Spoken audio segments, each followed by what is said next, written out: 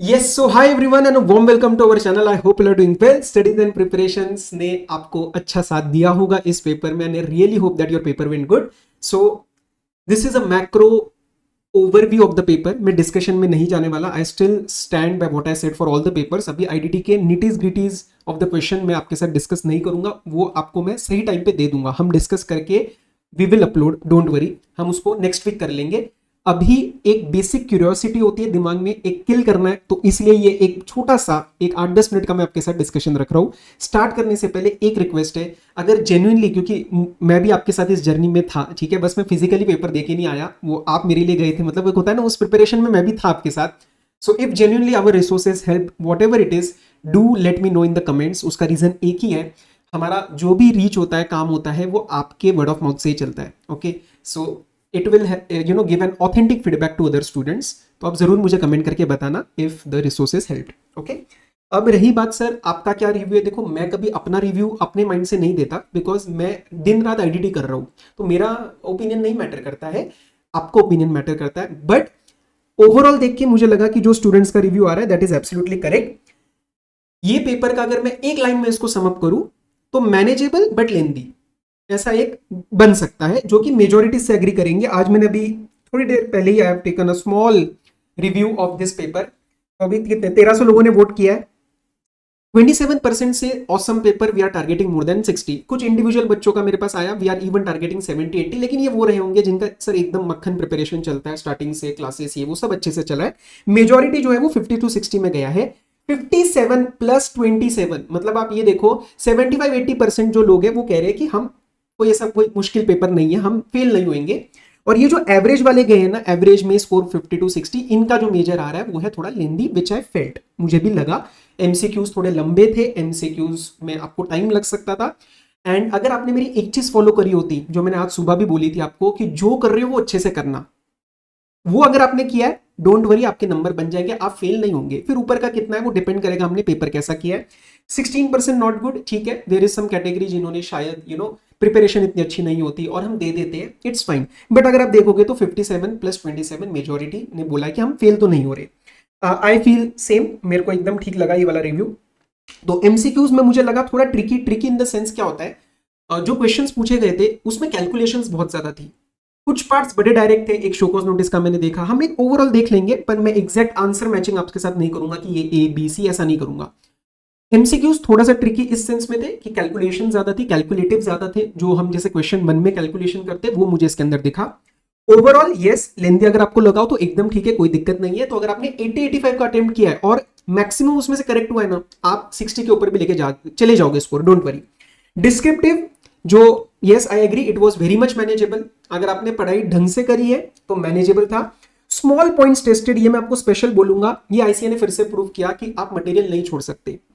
For example एक वो कौन सा था, पीडीएस के अंदर मिलिंग का एक क्वेश्चन, मिलिंग का एक पार्ट डाला था, ठीक है. डायनेमिक क्यूआर कोड में उन्होंने एक डाला था कुछ कि ईसीओ ने किया तो सप्लायर को फिर से करना है क्या. ऐसी छोटी चीजें, आंसर को छोड़ो, मैं बता रहा हूं ये पॉइंट्स क्वेरी में आए थे सर, ये कहां से है, ये मटेरियल से है.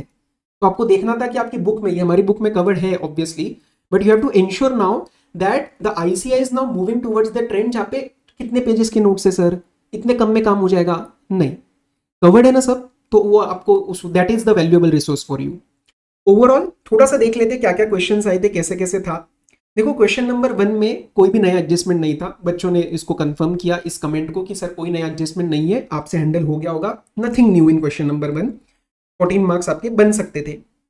अब रही बात सर ये वाला जो मैं आपको कह रहा था, ये एक क्लैरिफिकेशन के थ्रू था और ये मटेरियल में था. ओके, ये एंट्री 3 ए वाली बात. ओके, ये क्वेश्चन नंबर 2 में part number A.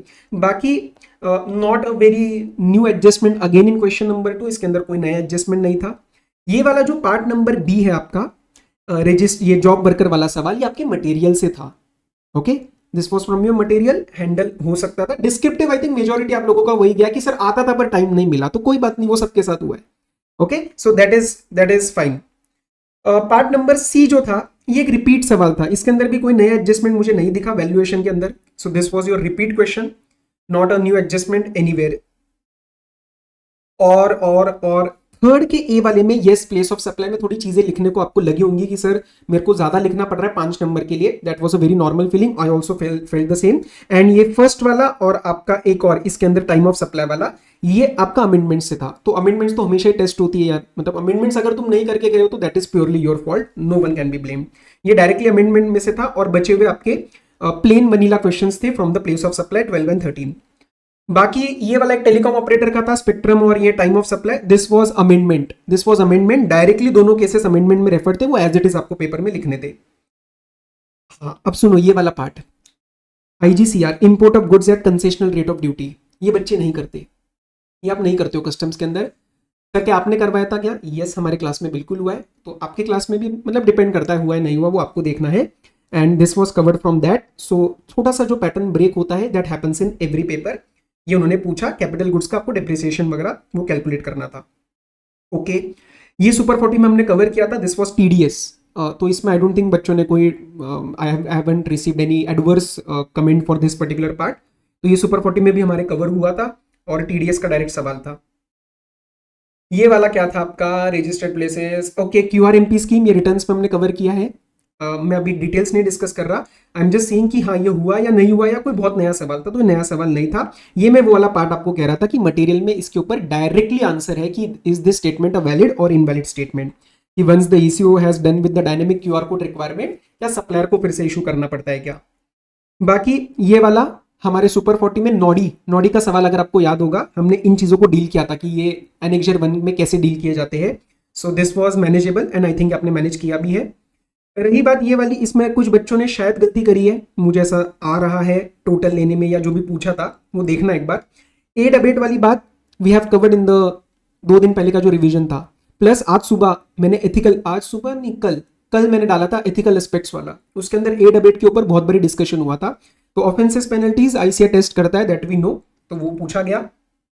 Appeals and revision, यहाँ पे आपने देखा एपेलेट अथॉरिटी, मैंने चिल्ला चिल्ला के आपको रिवीजन में बोला एपेलेट अथॉरिटी लर्न करनी है, कौन होता है appellate authority. So not a very difficult paper, again ये डिफिकल्ट क्वेश्चन नहीं था, ये हैंडल किया जा सकता था। इसके अंदर क्या है आपका, वेयर हाउसिंग पीरियड के ऊपर था, प्लेन क्वेश्चन है, इसके अंदर कोई डाउट नहीं आया होगा। क्वेश्चन नंबर 6 तो पूरा डायरेक्ट था यार, क्वेश्चन नंबर 6 में तो आई डोंट थिंक कहीं कैलकुलेशन या कोई भी एनालिसिस नहीं है, बिल्कुल जो आता था वो लिखना है। तो क्वेश्चन 6 आप लोगों ने हैंडल किया है। ये बिल्कुल डायरेक्ट नहीं था लेकिन ये इनडायरेक्ट भी नहीं है। जिसने चैप्टर नंबर 5 किया है इंपोर्ट एक्सपोर्ट ऑफ गुड्स का बेसिक प्रोसीजर, उसको वो डॉक्यूमेंट्स याद आ रहे होंगे, बिल ऑफ एंट्री डालना है या क्या डालना है, आंसर को छोड़ो अभी। So this was this. And MCQ जो था आपका, एमसीक्यू वाले में फर्स्ट एंड सेकंड डायरेक्ट थे, लेकिन थर्ड से अगर आप देखोगे तो कैलकुलेशन ओरिएंटेड थे। तो अगर आपको लगता है कि सर एमसीक्यू में मेरा टाइम ज्यादा गया, मैं सारा अटेम्प्ट नहीं कर पाया, इट्स एब्सोल्युटली फाइन। इसके आंसर्स क्या बनेंगे, इसके सॉल्यूशंस किस तरीके से निकाले जाएंगे, वो मैं सब आपको दे दूंगा, डोंट वरी, लेकिन मैं अभी नहीं दूंगा, ठीक है। आपका आईबीएस का पेपर है, मैं उसमें से आपको डिविएट नहीं करना चाहता, मैं ओवरऑल रिव्यू लेना चाहता था। प्रॉपर इसके अंदर कैलकुलेशंस ओरिएंटेड ये सारे सवाल थे, तो थोड़ा बहुत अगर छूटा होगा सो that is fine, that is absolutely fine. Answers हम नेक्स्ट वीक डिस्कस करेंगे। ये 7-8 मिनट का एक ब्रीफ मैक्रो ओवरव्यू था। अब सर इसमें से हमने क्या सीखा, 2-3 चीजें सीखी। एक, अमेंडमेंट्स हमेशा करके जाना है, अमेंडमेंट्स टेस्ट होती है। दूसरा, आईसीए मटेरियल का कोई भी पार्ट नहीं आपको छोड़ना है। एक लाइन, जैसे मैंने वो डायनेमिक क्यूआर कोड का बताया, मटेरियल में बहुत बच्चों को नहीं पता है, मैसेज में पूछा ये आया कहां से है, ये मटेरियल में लाइन है भाई, तो मटेरियल आपको नहीं छोड़ना है। मैं क्लास में भी हमारे फर्स्ट उसमें बोलता हूं, आप मटेरियल देखते हुए जाओ, कहीं पे आपको कोई चीज मिलती है जो मैंने नहीं पूछी, ask me, I am responsible to tell you why it is not covered. So ensure that आपको जो भी सब्जेक्ट है, आप सितंबर 25, क्योंकि सितंबर वाले भी ये वीडियो देखते हैं, आपको मटेरियल अच्छे से कवर करना है। छोटी मोटी चीजें डायरेक्टली आती है मटेरियल में से। अब जिसने वो मटेरियल नहीं किया वो बोलेगा ये मुश्किल है, मुश्किल नहीं है, मटेरियल में से कुछ पूछा जा रहा है तो that is our duty, that we are able to, we should be doing that. So this is the basic review. Concluding क्या था, बस ये कि थोड़ा लेंदी था, तो अगर पूरा नहीं हुआ है, आपने 80-85 का किया है, लेकिन जो किया ठीक किया है, आप अच्छे नंबर से पास हो जाओगे। And the majority of the students I think agree कर रहे इस बात से कि सर हम 50-60 में आ जाएंगे। तो ठीक है, not a very tough paper पर से for IDT May 25। Now you have to start for your IBS and preparation start करो। मैं आईबीएस के अंदर ज्यादा आपको नहीं बोलूंगा क्योंकि मेरा एक्सपीरियंस नहीं है, तो वहां मैं कुछ नहीं बोलूंगा आपको। क्लोज करते हैं इस वीडियो को। हो सके तो जेन्युइन एक बार मुझे फीडबैक जरूर बताना। हमारी मेहनत अब स्टार्ट होगी सितंबर वालों के लिए। एंड ठीक है, with this don't see the answers. मैं बार बार आपको एक वार्न कर रहा हूँ, एमसीक्यूज के आंसर्स में मत घुसना, प्रॉब्लम हो जाएगा। ठीक है, चलो बाय बाय, टेक केयर, मिलेंगे हम किसी और इंटरेक्शन किसी और वीडियो में, बाय।